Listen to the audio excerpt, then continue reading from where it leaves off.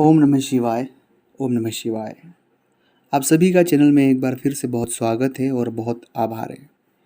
अक्सर लोगों के ये प्रश्न मुझे पूछे जाते हैं कि हमारा मन बहुत भटकता है, हमारा ध्यान नहीं लगता एक जगह पर और हमें बहुत भटकाव है, हम क्या करें?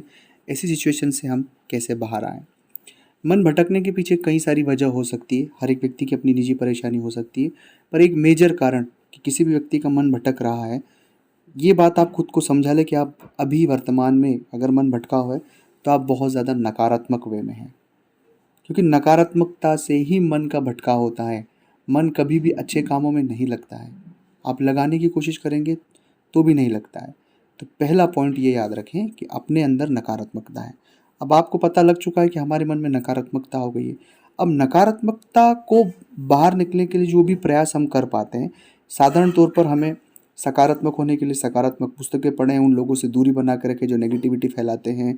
और एक सबसे ज़्यादा महत्वपूर्ण है बिना लक्ष्य का होना।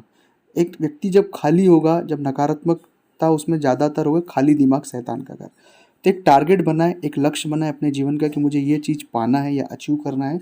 उसके लिए अपना वक्त देना शुरू कर दें, उसके लिए सीखें, रिसर्च करें, उस बात को समझें, उस बात को हम और कैसे बेहतर कर सकते हैं, कैसे नई शुरुआत कर सकते हैं और उसमें हमारे वक्त को कैसे उस चीज़ में हम बिता सकते हैं।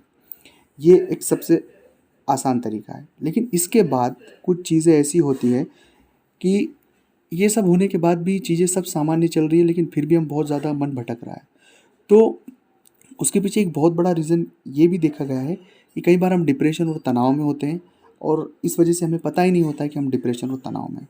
तो ये वजह होने के बाद भी अगर हम इस तरह का मन भटका हुआ है तो हम एक अच्छे डॉक्टर को दिखाएं जो हमारे डिप्रेशन का इलाज करें और हम उससे बाहर आ पाएँ।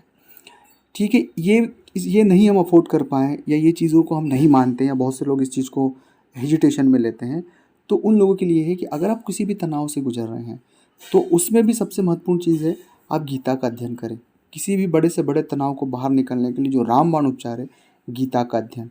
गीता का अध्ययन और जीवन को जीने की उत्साह और कोई लक्ष्य जिसके लिए इस जीवन को समर्पित कर दिया जाए। अच्छा काम, सामाजिक हित में, हमारे देश के हित में, राष्ट्र के हित में, हमारे परिवार के हित में, हम जिस भी विषय को चुन लें उसमें एक डेडिकेशन हो कि हमें ये काम करना है, चाहे कुछ भी क्यों ना हो। सकारात्मक काम है, ये टारगेट है और हमें ये अच्छा काम करना है। तो उससे आपके अंदर जीवन आएगा, क्योंकि प्रकृति का स्वभाव ही है जीवन, कर्म। तो कर्म आएगा, कर्म आने से जीवन आएगा, जीवन आएगा तो आपको आनंद आएगा और जब आनंद आएगा तो आपकी ये जो परेशानी है आप इससे स्वतः ही बाहर निकल जाएंगे, आपको ये पता भी नहीं लगेगा। तो ये तरीका था दोस्तों। अगर अच्छा लगा तो लाइक करना, अगर कुंडली का एनालिसिस करना